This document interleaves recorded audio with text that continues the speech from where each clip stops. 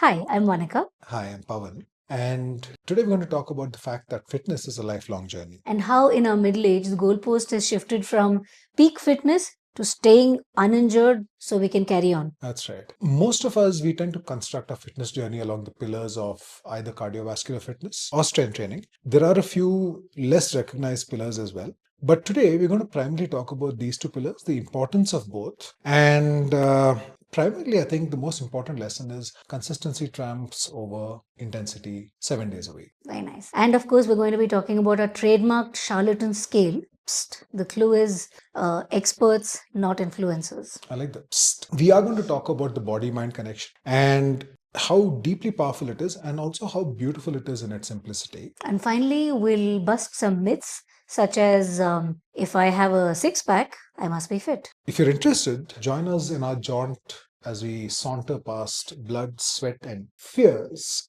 and hopefully into a lifelong friendship with fitness. Let's go.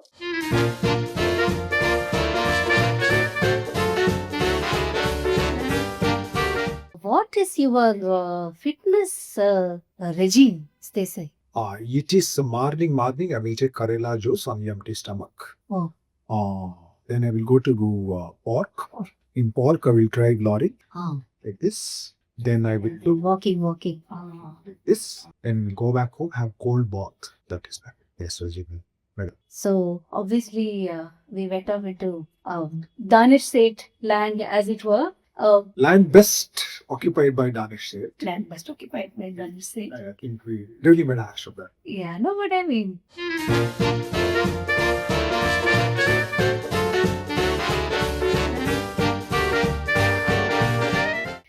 So the reason we're talking about fitness journey in and a lifelong association with fitness in some form or fashion is also because we're both Gen X, and there's a lot of content out there about drinking Karela juice first thing in the morning, turmeric lattes, and light walk twice a day if you can. I'm glad to see that I must curate my feed. Is that the word?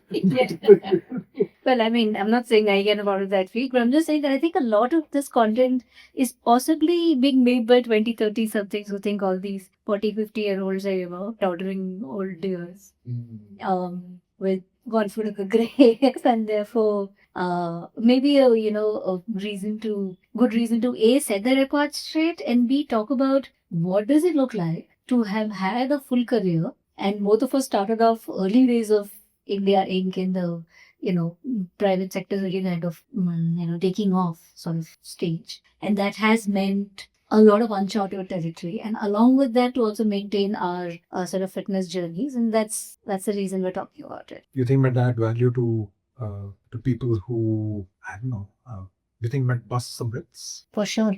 Okay. For sure. And with that, I think a caveat or a rider is very important, which is that we're not subject matter experts.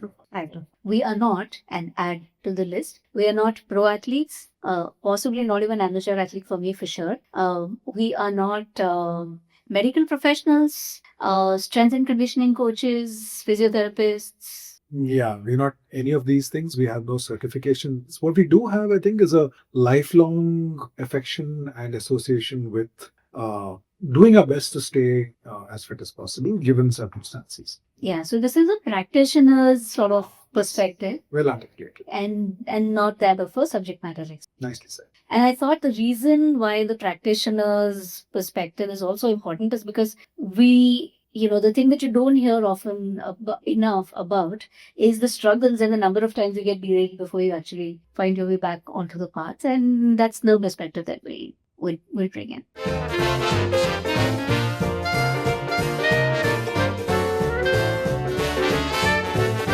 How happy are you with your fitness effort at the moment? Oh. What's working? What could be better? Great. I mean, throw me to the wolves. Okay. Let's see. I give myself in terms of satisfaction with both my regimen as well as where I am. I give myself like a high 6, a 6 point something on a scale of 10. And that's because things could always be better. They could also be a heck of a lot worse. I'm just sort of easing back into my routine after like a 2-week almost a 2 week hiatus because of travel. Travel was a week, and then it takes me another week to sort of find my feet again, and nobody tells you about that.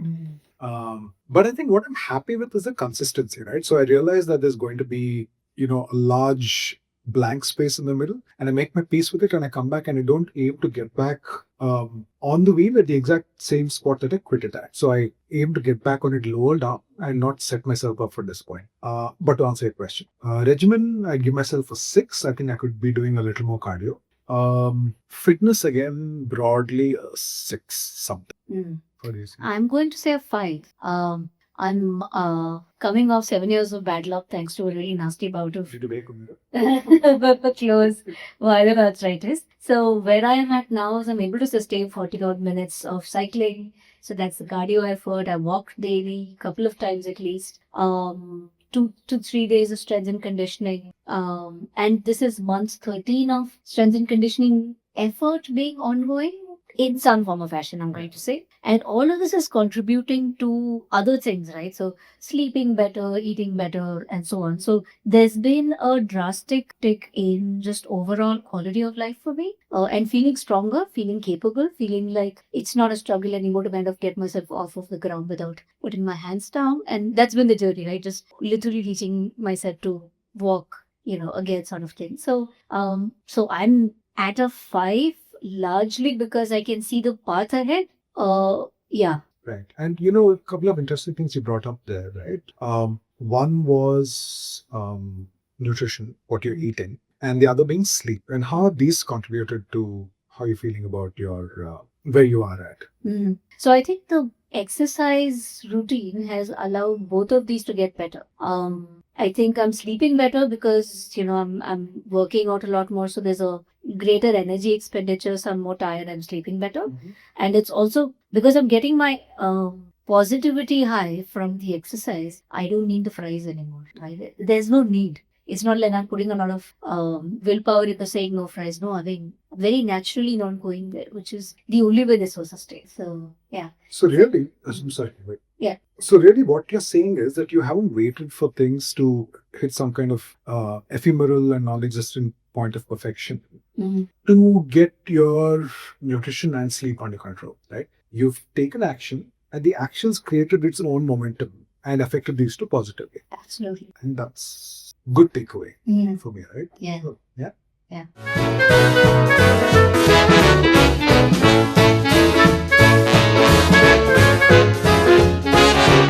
Since we're talking about, reviewing our own fitness efforts, so question for you, how do you review? So what are the maybe parameters that you look at? Is it looking at a mirror? Is it the weighing scale? Is it data from, I think it's changed.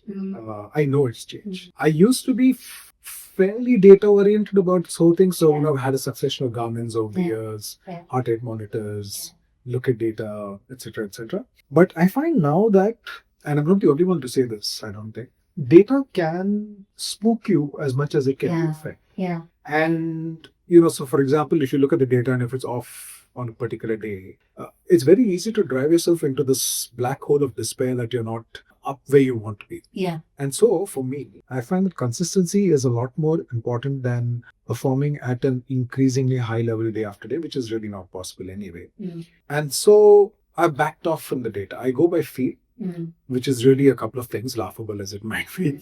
One is broadly how do I look in the mirror? Yeah. Right? So which is broadly muscle tone. Can I sort of see the outline of my abs? Let's be honest, no, I don't have a six-pack. But can I see the outline? Right? And how my jeans fitting me, right? What holes my belt at? Not yet, yeah. Sometimes as simple as that. How much can I pinch off my belly fat? Just stuff like that. And there are times I know that I need to regain some lost ground because I've been traveling, eating hotel food, whatever. Yeah. And a couple of weeks of discipline usually takes care of most of that. So I'm going more by feel, but I do have this. Yeah. The ring, because I find that although it's a wearable, and in fact, because it's a wearable and it's on me all the time, it gives me access to data, but it's not intrusive. I can choose when to look at it. When to look at it. Yeah, sure. And I can choose when to disregard it. Yeah. So it's not the kind of data that even an amateur athlete would need, but I no longer put myself in that category. I put myself in the category of somebody who's aiming to get older as well as possible, right? So to age as well as possible. And I think for that particular goal, this does the job. It was. Sure. Yeah. So yeah, to recap before, appearance and how much lard do I have in the The lard. That's it. Yes. Yeah. Yeah, I think I'm going to sound like an echo a little bit. Yeah, it's not the garment's not charged for a while. And for me, the hesitations also, I know that I'm starting from stationary, right? And therefore, I know the numbers are not going to be the numbers I'm used to the last time I had a garment on. And so I don't want to get disappointed, and so I'm not going there. It's largely that. And therefore, what I'm left with is to go by feel. If I feel like an extra walk today would mean that, or a long walk today would mean that I don't have gas in the tank for getting up in the morning for a workout, I kind of reduce this a little bit just so that I'm working out. I have enough left for a full workout the next morning and so on. So really going by feel, going by how much strength am I feeling in my body to kind of go through to the end of the day. Yeah. Also perimenopausal, so there's, some of those ups and downs that kick in as well. That's So a real thing. that's a real thing. And that affects mood, that affects energy. You think you have the energy to kind of go out and walk, and 15 minutes later, suddenly that's disappeared, right? So just factoring all of that, I think the more you're in touch with what's needed in the moment, and it could be something as simple as drinking water. It could be something as simple as, just saying that I'm going to give myself the grace of saying it's okay, girl. Yeah. And again, because I started from being stationary, I got the basics done in terms of getting a go ahead from the doctor for any kind of workout and, everything that it entails to say I'm good to get to the starting point. But beyond that, I think I've not really looked at data a lot. And like you said, I think there's a cycle. We started in 2007 with our garments and our heart rate monitors. So I think we've kind of come to that point where a lot of that is all right. Superfluous. Yeah, you kind of know some of the. I feel because you know what it feels like. Yeah. Right. So you also have the basis or the backing of data over, well over a decade and a half. And so you know what effort feels like. And yeah, I think data can be a friend, but it can also derail you. Yeah. I think that's broadly how I look at it now. Yeah.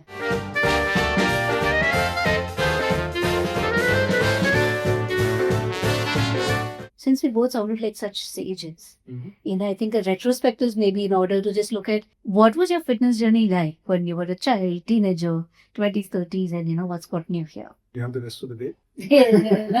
Oh, yeah. How about 3 minutes? Okay. That's kidding. No, let's make this snappy. As a child, like most kids in the 70s and 80s, I was out charging around heedlessly the entire day. Yeah.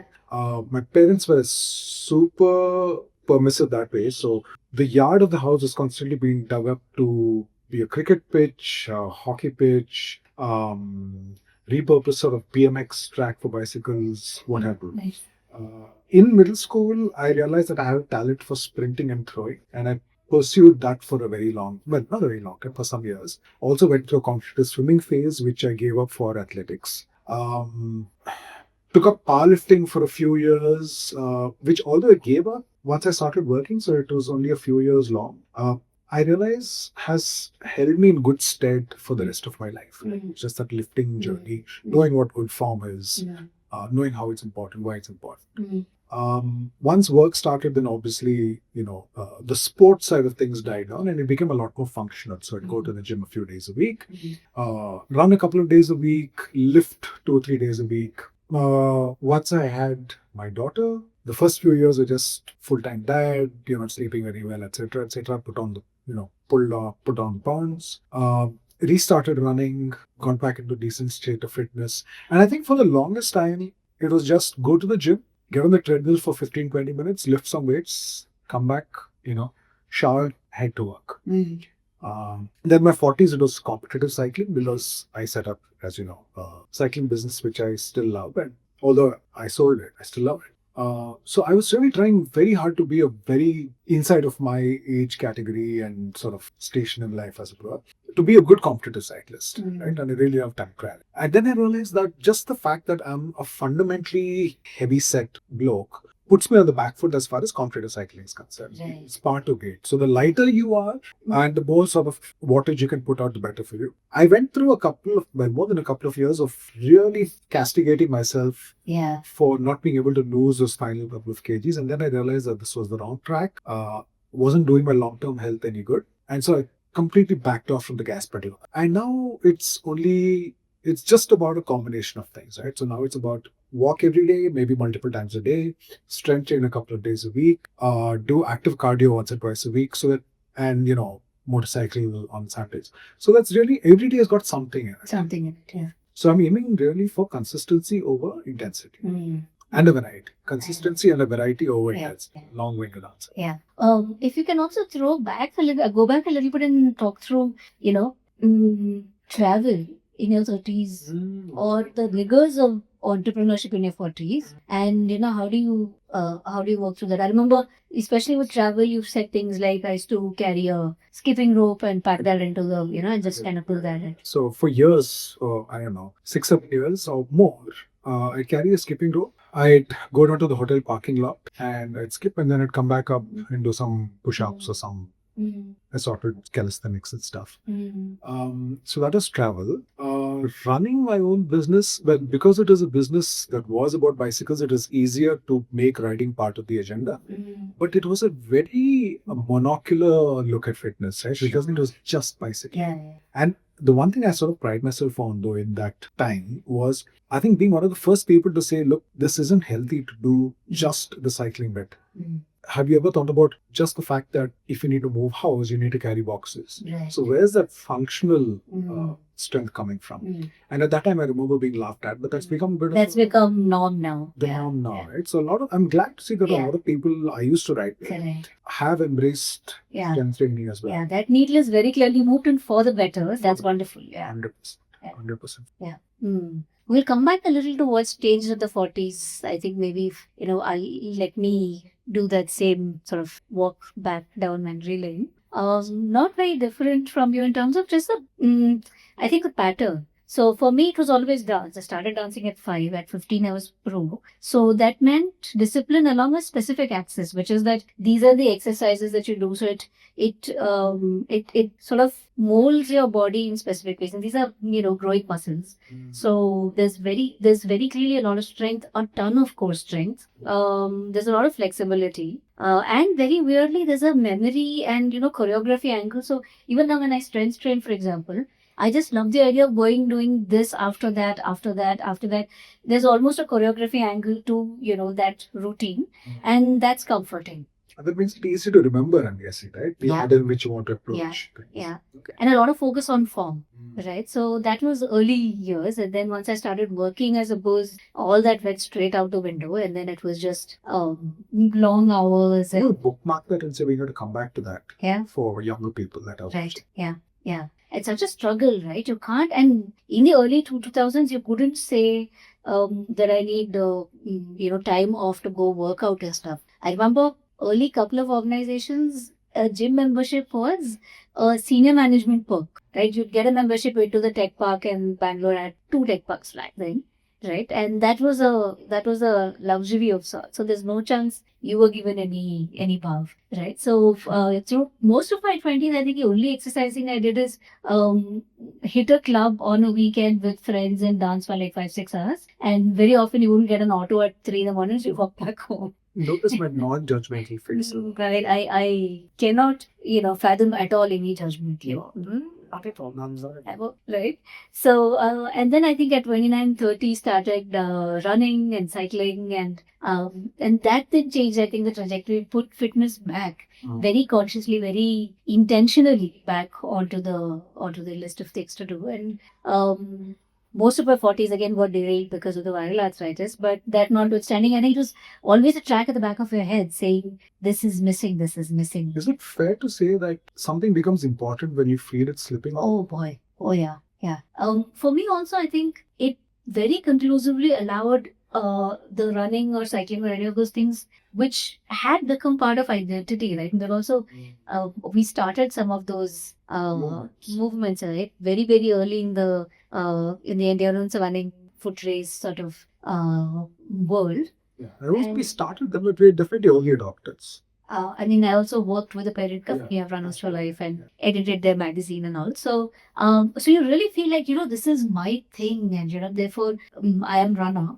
And, to suddenly not have that, once the initial sort of discomfort and pain wore off, is one of the best things that could have happened to me. Because especially early on, especially when you're kind of looking for your tribe and your community and your people, it's very easy to conflate that one thing which is giving you a lot of peace with all of you, and really blessing in disguise to not have been able to do that. So now it's an element of my life. It's in service of who I am. It's not all of who I am. So there's a couple of things that seem to come into play there. Right? Mhm. One is that you feel the fitness sort of slipping away and you're trying to figure out what you can do to Yeah. get back on that path. Yeah. The second, which is extremely important at one stage and continues to be important for many people, which is that you need to find your tribe to drive Yeah. that momentum. Yeah. And sometimes, for some people, the tribe continues to be important. For some people, the tribe serves a purpose for a season, and then you march forward Yeah. on your own. Either's, honestly, I think, is either's fine. Yeah. We stayed in touch for the longest period of time because we started running and cycling together, and there's sub tribes that got formed That's right. from there on. And between that and getting super great teachers to learn from, that's what's kept me on the track. Specific question on hitting your 40s. Okay. Did that change for you at some point? Was there a turn in the fitness journey around that age? Yes, maybe on two axes. Mm. So one was, I was very clear that this needed to be a continued and sustainable part of my life, right? And there was no negotiating around that because, firstly, I love the process of staying fit. Secondly, I'd seen the consequences firsthand of letting go. Just from cardiovascular perspective, people falling sick, people Yeah. my age popping it, Yeah. all of that. Yeah.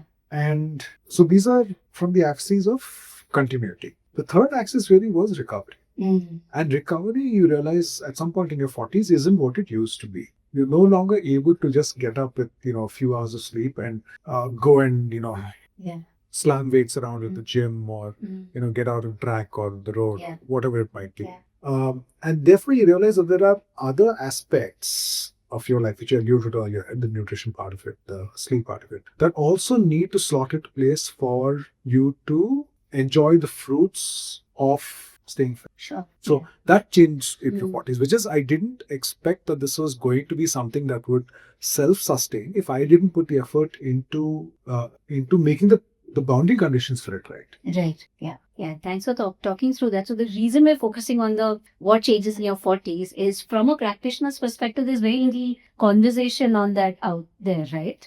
Because you either get a lot of very useful scientific information or you get a lot of near pro athlete perspective where, Or you get the influencer perspective. or you get the influencer And perspective. they're none of these. The number.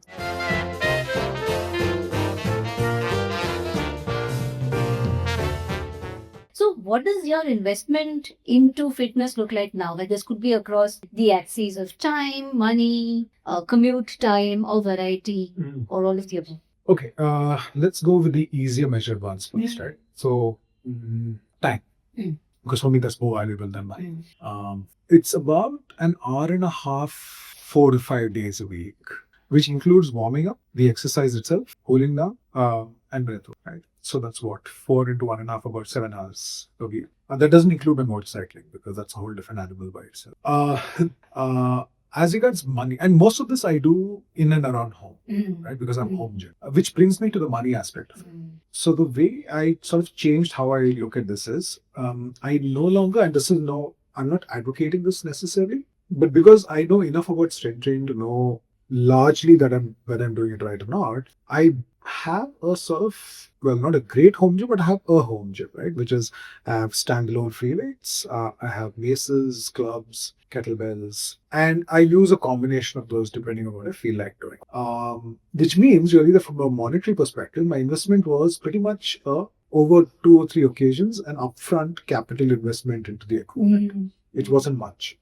And that upfront capital investment, oddly enough, is, I'm guessing, pretty much what you pay today for a good gym for a year. For a year. Yeah. And that's now that, the equipment's fine. Yeah. And I can use it when I want. Yeah. So I've saved on time because I'm not commuting either way to a gym. Right. I don't have to have, a separate set of shoes for the gym. In fact, I usually, if it's strength, I do it barefoot, which is also good for your feet, by the way. So that's time, that's money, and both of them are less than one might think. What is the third? So access. Variety of exercises. So I'd say the broad ones, right? The broad ones for me, I would say, are in this order, really, for me at least. And this is an order of what I enjoy: strength, cardio, stretching. And inside of strength, I would put, pure strength training, stability, mobility. Well, the mobility might come into stretching, but without getting into the weeds of this one, I would say strength, cardio, and stretching are sort of the 3 axes that I try and cover. And if I have to be perfectly honest about this, I think stretching takes a bit of a backseat until something's stiff. Sure.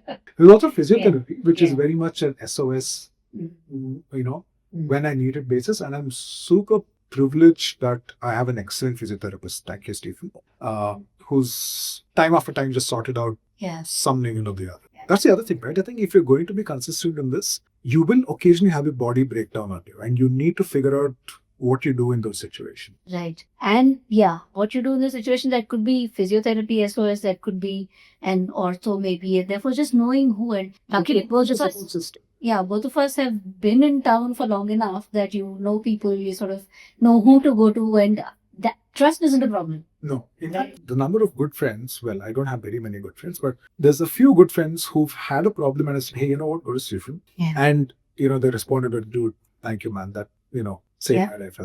It can be crippling, right? You have that one ache and it's not going away and you don't know what's going on. Yeah. And then a good physiotherapist will decode it for you. Yeah. And you're like, oh, is that what it is? Yeah. First time I remember talking to a sports physiotherapist, I'm like, what are you, a magician?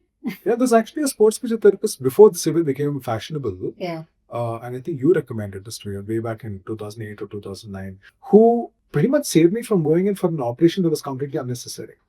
It was just a tendon inflammation. And the ortho that I went to told me that it was a minuscule tear. Turns out it was nothing of the sort. So you do need to know both sides, which is, the ortho, the orthopedic, as well as the PT, the physical therapist. Yeah. And both clear. Both clear. Absolutely. Yeah. So I went off in a bit of a And no, I think you've added an element to the investment, which is relationships and expertise. Whom should we talk to? Right? What voices do we listen to? And I think mine's very similar to yours in that, because I've kind of followed largely wisdom from you and brother, that gym at home, a certain amount of walking, a certain amount of cycling. I boogie around the house a lot with music on, so that's my little secret joy, because I get the movement, I get the cardio up and running, and I get joy coursing through the veins while doing all of that. And so that's largely it.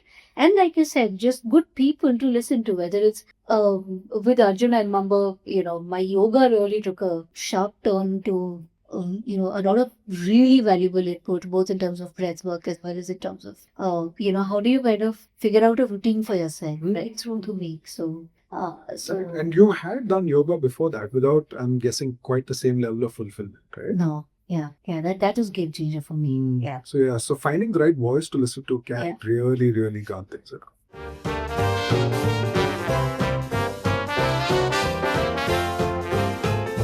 Speaking of, how do you figure out whether somebody's worth listening to, and how do you figure out if this person is on the charlatan scale? Honestly, I think let me start by saying that it's not easy. And perhaps the voices that are most worth listening to are the least loud. Here's how I look at it. If their approach, and these are not practitioners, right? These are voices in the field. If their approach is backed by science, if they can quote the primary papers that they're backing their recommendations on, if they have the academic credentials, and if they don't, if they have a body of work, that they can refer to. if they're willing to change their minds, How lovely. he's also willing to listen and talk to people who have different voices than his, which Yeah. again for me is, Right. you know, that Not being in that bubble. not being in that bubble is important. That's how I think would look at it. If somebody's loud, strident, and saying this is the only way to get somewhere, I would be careful. Also, and I think this is just, call this a bias if you like, but I'm more prone to listen to somebody who's maybe a little closer to my age, Sure. unless they have the the certification to Certification. that. Because I think if you're in your 40s or 50s or 60s, you just know a little bit more about the challenges of that particular decade, Yeah. or someone closer to your age. Yeah. So yeah, that's probably it. Somebody ideally a little closer to my age, with the credentials, whether academic or otherwise, who can show you a body of work and is willing to change the mind, and has a multi-pronged approach. That's the other. If somebody says, I forgot. Sure. If somebody says, run ultramarathons, that's the only way, you're not a married. Swim, that's the only way, forget it. Lift weights every day, that's the only thing you need to do. Sorry, thank you. So people who are willing to sort of understand and accept and incorporate multiple disciplines or streams in the fitness journey usually have my ear.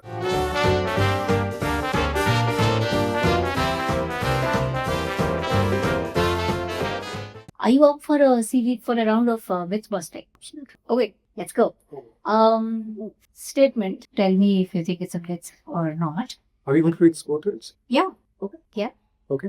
If I have something to add, if you already kind of comprehensively said something, then I'm just gonna let Is you that know. the way you've seen that I've talked too much? No, it's my way of saying you're the boss. Raise. Fleeting. Fleeting.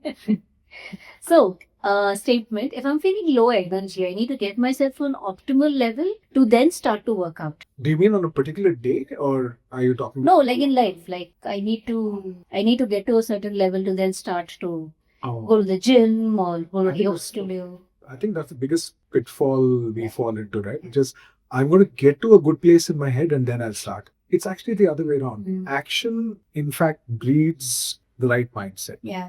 Start moving, Yeah. right? And, it's a version of Atomic Habit, if you like, James Clear's book, Yeah. which is, let's say that what you want to do is you want to get fitter. And you're possibly at this point flagellating yourself about not having the willpower to go forward. Yeah. Just walk 5 minutes, Yeah. right? Do a few stretches in your living room or kitchen to start the day. And what this does is, when it's less than what you know you can do, you actually feel your mind nudging and saying, you could do more. I actually feel good about this. Yeah. That's a great place to be. Yeah. And what it actually says, stop there. Yeah. Don't need to push yourself and be there. No, you want to stop where you're still, in an economy of shortages. Because then the next time you go and do this, your mind's going to say, that's very good. And you want to look forward to it. So you don't have to exhaust yourself. Yeah. There's also some science to say, and I think the Lata Brooks was talking about it the other day. There's some science to say that habit formation for exercise is about a 6-week-long process. 42 days. And 42 is the answer. you want to tell people that reference? No, look it up.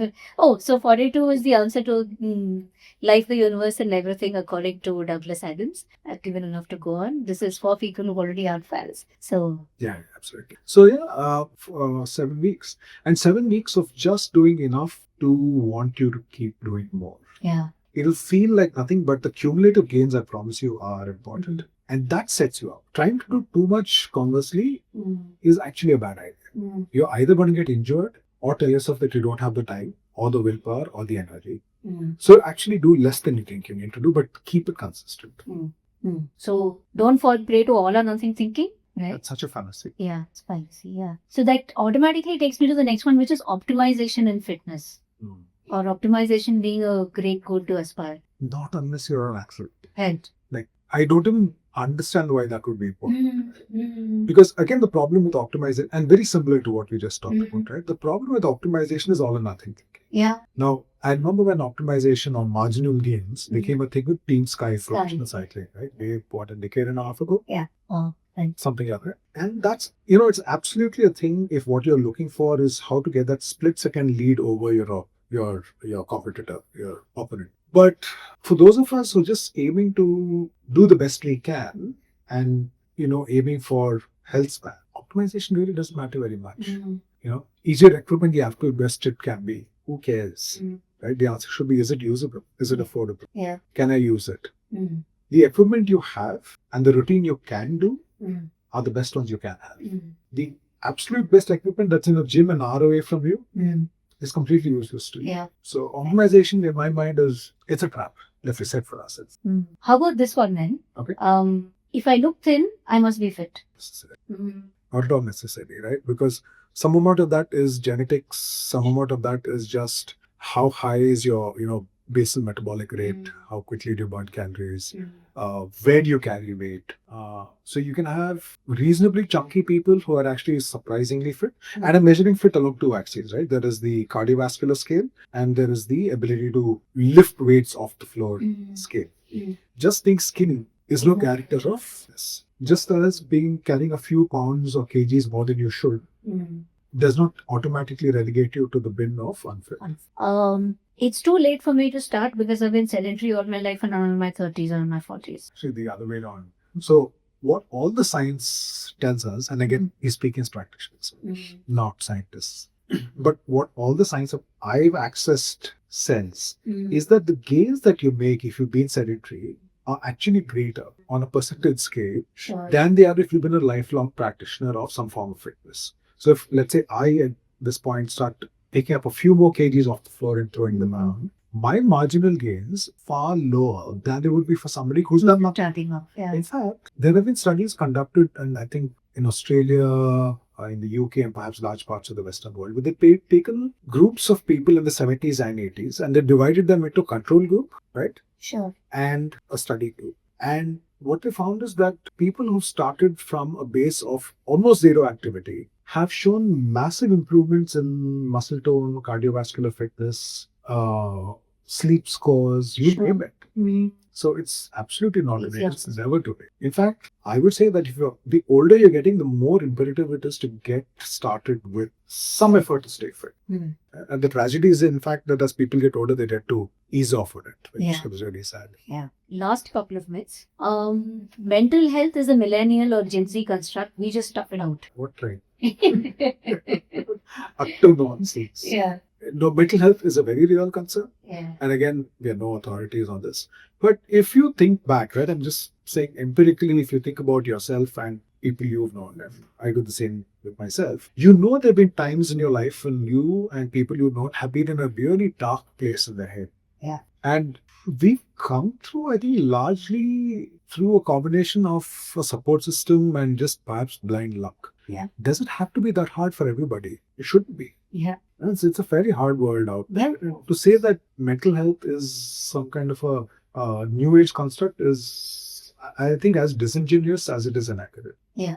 And from that's one of the things that if I'm having some kind of mental health outage is one of the times where my fitness routine falls and one of the times where somebody else outside of me who is, invested in my well-being, and this has happened to me, right?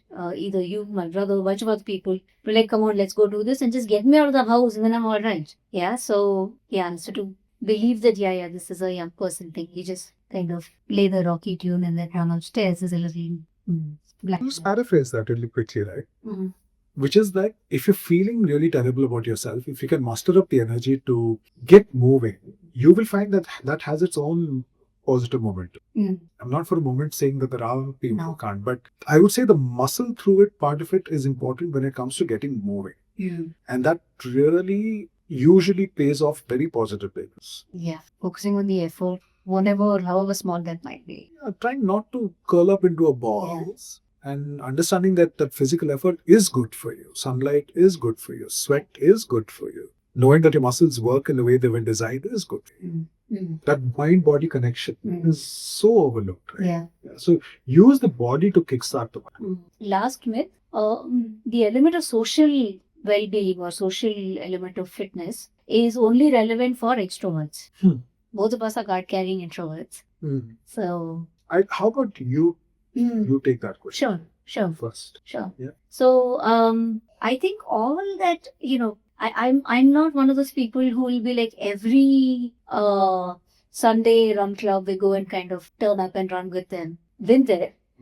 but also equally important for me to do my own solitary runs, right? So is there a social element to my runs and to my working out efforts that has played a part in making sure that I've stayed on the wagon 100%? Right? It's you, it's my brother, it's going to yoga classes with a bunch of these boys who are from the store, right? And therefore we'd all kind of turn up together, and that was like a little bit of fun. Then we'd go out for like a quick idli, in the morning before going back to our daily routines. All of that played a part, right? So is it for only extroverts in the sense that maybe they tend to be more enthusiastic in WhatsApp groups, sure, or meet up more often, but you take from it what you want? I think that's how I would look at it, right? So if Yeah. you like the social angle of your fitness journey, and that's what keeps you on track, brilliant. If you don't, then you don't. And for some people, the social angle works as a Kickstarter. Yeah. Right? It's your activation energy, it gets you going. And then you continue to fuel that particular flame yourself. Yeah. So there's all sorts. Yeah. And I don't think there's a right or wrong around that. Yeah. And some days you want that more than other days. Yeah, absolutely. So in closing, Pawan, Yeah. what are your fitness hopes for yourself in the future? So I think I really don't know what my marginal decade is, which is your last decade of time. Nobody knows when you're on that last decade. It could be like a slow drop, a long shelf, or it could be like a stepping off a precipice. I really don't want a long, slow slope. So, okay, what are my hopes for myself? I'd like to do a little more cardio. Like I've managed to kickstart the cardio with some effort. I've realized that running doesn't work for me anymore, and therefore it's cycling. I'd like to do more of it. And in my 60s, I think, which is still some years away, I think I would like to be strength training twice a week with intention and doing cardio twice a week. The way I'd also look at it is I would like my weight to come down by about 2 kilograms from where it is right now. I don't want to be carrying around excess. And very functionally, just the ability to, get off the floor without using my hands, carry groceries around, carry a backpack, continue to go hiking. And I realized that some of these abilities will go down with each, even not just each decade, each half decade. Sure. That's right. But I want to stay as fit as possible, as long as possible. I need to articulate those goals more sharply now that you've asked me the question. I think it helps to work backwards, which is to say, how do you want to be in your 80s or 90s? What would be a really awesomely fit 80s or 90s for you? And therefore, what you need to do, I haven't done enough work in articulating what that should look like. So I think there's a little amount, if I'm to be perfectly honest, there's a little amount of let's do as much as we can right now and hope for the best. And well, that's where I am right now. But I hope to do better. I think I'm on the upswing at the moment with, getting back to my to something resembling a fitness routine. So I definitely like that upswing to continue a little bit more. I'm also coming off of I don't know how many months of steroids, creating like weight that just wouldn't go, right? So if I can bring that under control a little bit and feel lighter, that's a wish for me. That's a goal. Like you say, I think there's also a lot of now I have to think of recovery. Now I have to think of this perimenopause. Now I have to think of all of this. So if I can carry that grace, right, to say that this is contributing to my life in a very wonderful way, and for as long as it allows me, and I'm also seeing my dad sort of struggling with mobility and all that, but with a lot of grace. So if I can keep space for that grace to say that it's not going to be perfect, but to enjoy what I can, and to have something resembling goals for every year, and see if I can get close enough to that and be gentle with myself while doing that. So are you saying your goals would shift every year? For example, I'd love to get back to running. Maybe not marathons. I never did a marathon, but certainly not race format. But I'd certainly like to be able to run, over a period of time. That joy that comes out. Right. So those are some goals that I have in my mind. I'd love to be able to swim. So there are goals. There are hopes and wishes around those. So from that perspective, yeah.